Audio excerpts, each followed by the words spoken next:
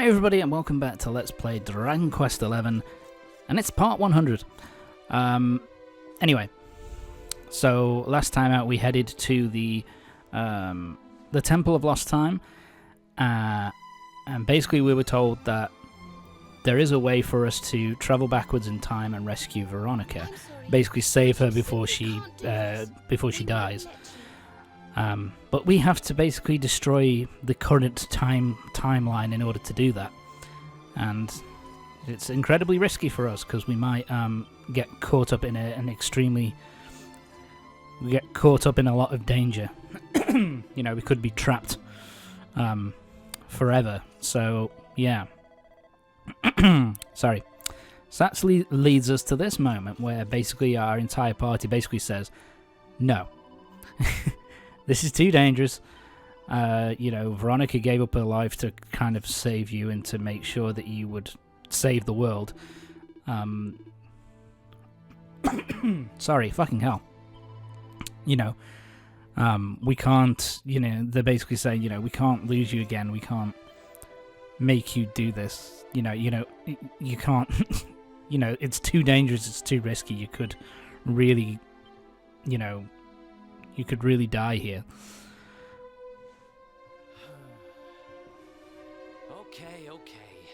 Yeah, so I kind of like this moment because it's it kind of shows, you know, the bond between everybody of, you know, how they really don't want you to do this. You know, how they don't want you to get kind of, you know, they don't want you to get hurt again. They don't want you to die. Sorry. But at the same time, it's at this point that they kind of realise, you know, you really want to do it, you really want to go through with it and rescue and save, make sure Veronica is saved. So, yeah, they're not going to stand in your way anymore. So, yeah, all that's left is to use the Sword of Light and to break the time sphere in order for us to go backwards in time.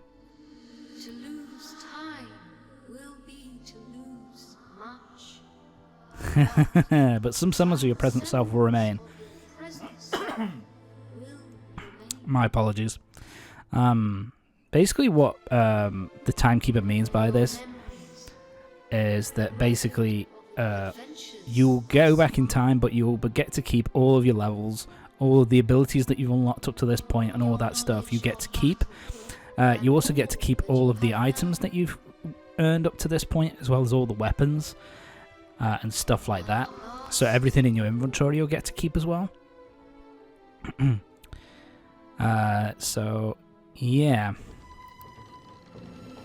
Yeah, so it kind of means, it basically means that we're kind of OP when we go back, because we're at level like, what level are we at? We're at level like 52, 53, and everybody else is going to be around about level 35, 36. So, yeah, when we eventually go back in time, we're actually going to be incredibly powerful. But of course, we have to fight with everybody else, so it's kind of a pain in that regard. And of course, the enemies like level up, like you know, they kind of level up with us, like the enemies, so that the, you know, in the third section of the game, that sword is incredible, you know. The fact of the matter is that you... God, I've lost my train of thought. Fucking hell. But yeah, so the enemies kind of level up with you, which means that your party members who are down at level 36 have a good chance of getting one-shotted. So you have to be careful for a little while, when you go back into the past. So yeah, basically, the Sword of Light that we now have, that is going to get destroyed when we destroy when we destroy the Sphere of Time. So we can't take that back with us.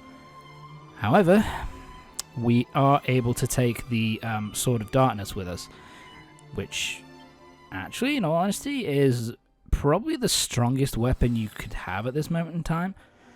Forward, luminary, I think it's, and yeah, I think it's like, harvest. sorry, it's basically a double-handed broadsword, and it's insanely strong.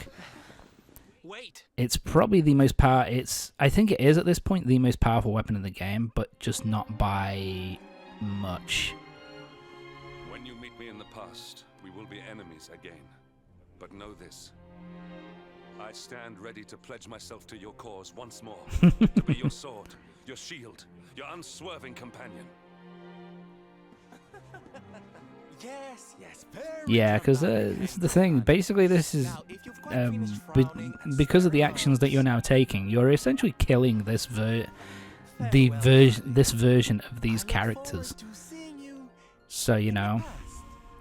Hendrik, who's your buddy, I know Sylvando you is can do made up this. with his I know father, you won't let anything stand in your way. Jade, who's kind of got back together with her father and is ready to start the work. You know, ready to Now, if I rebuild know your grandfather, he'll have a few words his to place. say. You know, is ready to rebuild their country again. Rob, of course, who's ready to kind of rebuild Yggdrasil and get that back up and running. Eric, who got back with his, who'd finally been able to free his sister and make up with her again. And I kind of like this moment between Eric and Serena. It's kind of nice. Yeah, and of course, Serena, who's lost, who's grown so much stronger, really, over the second part of the game. So, yeah, it's kind of a sad moment in a way, but you kind of know that you'll be able to get them back. It's kind of weird though, because you'll be meeting back up with them again. If you don't mind, I hope you'll take me along with you, all over again. Yeah, I really love that moment from Serena. It's so heartfelt. I love it. But yes, here we are. Time has come for us to go back in time, baby. The time of departure is upon us. Luminary, take the sword of light in hand. Got it.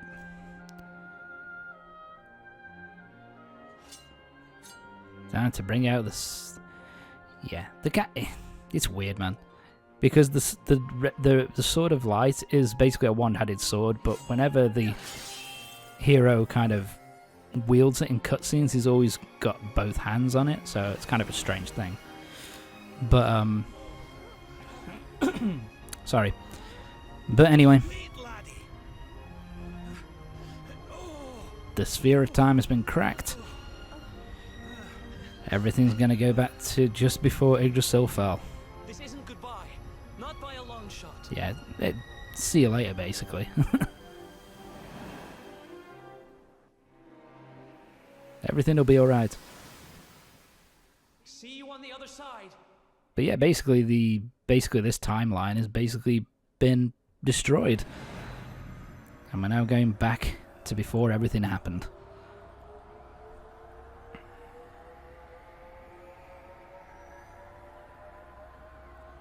I kind of like this moment with everything going backwards. Kind of seeing all those moments that happened in the second act of the game kind of all being undone. It's kind of cool.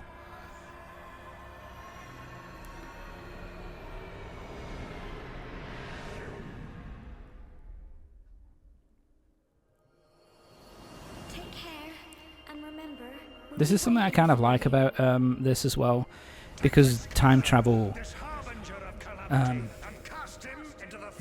travel can be kind of a hard thing to kind of, from a plot standpoint, it's incredibly hard to kind of get a time travel plot which actually works.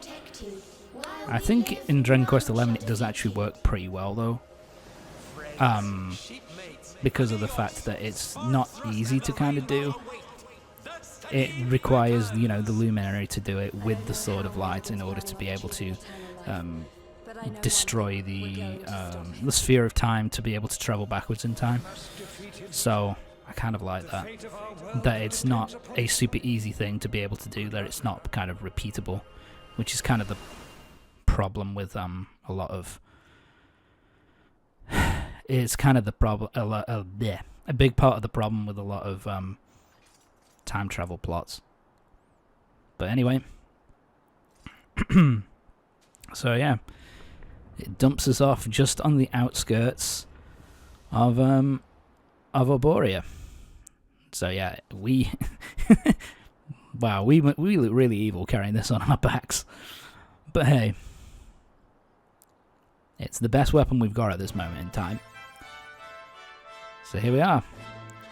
We're just outside Arboria, so now time for us to head in. Oh God! What's going on here?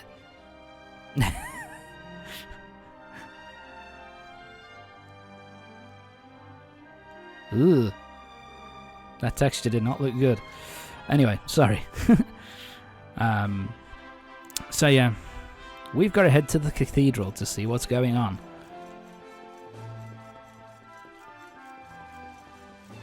So, head up the stairs and let's head into the cathedral and see everyone again. Oh look! Serenica, blessed ancestor. Yeah, I love that this is the first kind of encounter we have when we've travelled backwards in time. Veronica is the first one we see. I have to admit, first time I played this game, I was a little bit, you know, I was a little bit choked up at this point. You know, to see Veronica once again. It's been a good, like, you know, 20 to 30 hours since we last saw her, so it's an awesome thing to get to, you know, to see that she's okay again. He's our light and our hope, and he'll rid our world of darkness. I know he will. Wow, you're that confident in me, huh? Serenica, sage of legend, lend me your power. Help me fulfill my duty and protect the luminary. Wow. How's it going? Oi! What are you doing here? I kind of like this moment as well. The tsundere hat that she puts on now. What do you think you're doing here? Listening in on me? What's going on here? To be fair, she is right to ask the question of why the fuck we're wearing this giant sword. Which looks like something from the Demon Lord. So yeah, this is kind of the explanation of what happened with everything. Yeah, I really like this moment because it obviously because the